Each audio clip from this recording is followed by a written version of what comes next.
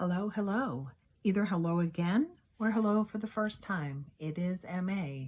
You may remember me from such videos as I don't really feel like getting any new decks. That was last month. Anyway, I have a little mini deck. I don't even want to call it a haul. I don't like that word.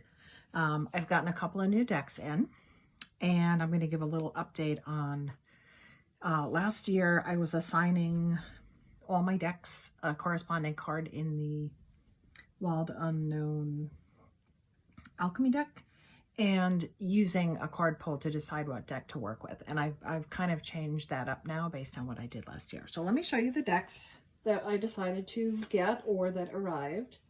This one's been on my wish list for a long time, and this is the Taro as Color by Ethel Kaloon.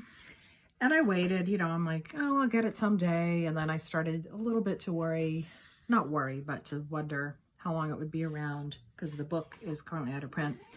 And I've started to delve more into her work and writing. So this was kind of a gift to myself. The shipping was, I had to just bite the bullet and pay for the shipping because it shipped from the UK. But it's gorgeous, and I'll come up with probably a specific purpose or a specific way to work with it. I understand she meant for them to be used more as meditation than for divination. So that's probably where I'll start off with. Yeah, so that was like a little gift to myself. And I am glad I picked it up. I think it's really special.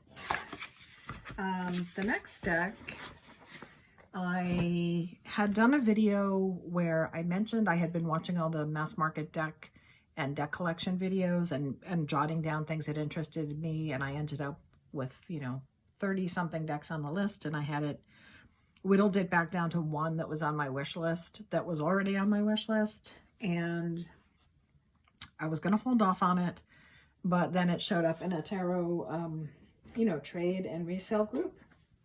And that is the Moonlit Hermit Tarot, which is a paper cotton collage Marseille deck.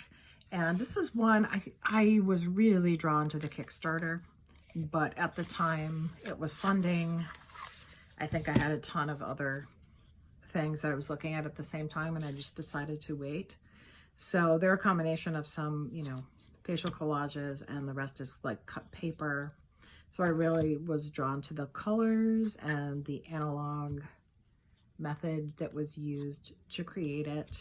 And I think maybe also at the time I was more afraid of pip decks, and I'm actually drawn to using pip decks right now for some wacky reason. Yeah, so I was able to pick this up. It is still available through the Etsy shop. The creator is Jay Swafford. Boy, that's the tiniest print I could show. Yeah, Jay Swafford. But yeah, so it was on the wish list. I had it in my Etsy cart for a year. And I kept saying, well, someday, and then it showed up at a nice discount. So I did pick it up from the trade group. And then the last one came in as a Kickstarter that I have backed, and this is a clue, which is I did back the Blue Earth Tarot, which was done completely in cyanotype, which is treated paper where you lay things on it. Anyway, it's a long story. What did I do with that? Yep. So it's, I guess is monochrome the right word? It's all in blue. The backs are foiled. It's a very pippy and slightly abstract deck. It's collaged from some nature photos and some cyanotype prints, and it was just so different and so unusual. And I did really like all the blue and indigo colors. It's I don't want to call it simplistic because it's not, but the imagery is not crammed full of symbols. And please bear with me, I'm gonna reach over and grab the little extras that came in the box. So the creator also included this postcard that was on the table, some little stickers, and this adorable zine, a little about cyanotype. The story of the creator, Anna Atkins, and born in 1799, and how she used it to make plants. I just thought that was kind of a really fun touch have the little zine in the package. And as part of my Pippi attraction lately, I will look forward to, yeah, so this is the Eight of Cups. The wands are branches. The swords are clouds. And I think, and the pentacles are hands. Yep. So yeah, I was happy to have that one come in. She ran a really good campaign. I believe she uses she, her pronouns. I apologize. If not, I should double check. Yeah, it was a really good campaign. The deck actually arrived sooner than was projected. Yeah, I'm just really happy with it. So those are my 3 decks. And then is the tiny update. So now that I've done the year of pulling the cards to see which deck to work with, I did notice that there were a handful where when I pulled the card for a certain deck, I would go, ugh, I don't want to use that one. Not too shockingly. So when I had made a video about my decks, I can't remember the tag, unused deck wise, there were a handful in there. And honestly, I took 6 of them completely out of rotation and put them in a purgatory box until I decide what to do about them. And I took the rest of my decks and I decided to break them up in a different way. So this is, you're not even gonna be able to see it, but I broke down into my Rider-Waite easy readers, collage decks, mini decks, pip decks, and then kind of like decks in their own world, and then a couple that are really like, you know, art decks that I don't use that often. And then I'm thinking about my rotations more in terms of picking like 1 from each category, or maybe probably 2 from the in its own world category. I did make note of which ones have a guidebook that I like to read and which ones I either don't have a book or I don't bother with.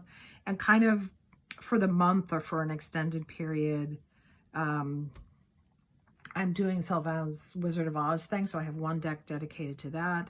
And then making sure I have a deck that I've picked that I'm going to use as just a daily single card that I leave out, and then I kind of look at the end of the day and see how it played out in my life.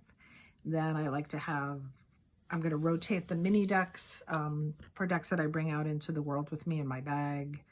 Then I still kind of do those monthly like challenges that are a series of questions. So I'll use some of the decks for that, some for monthly spreads, some for reading practice. So I think that's going to cycle me through my decks more effectively.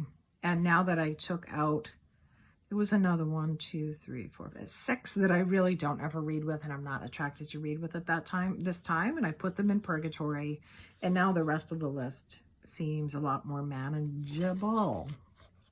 So I'm still trying not to pigeonhole decks for certain types of readings in terms of the content or the subject of the reading.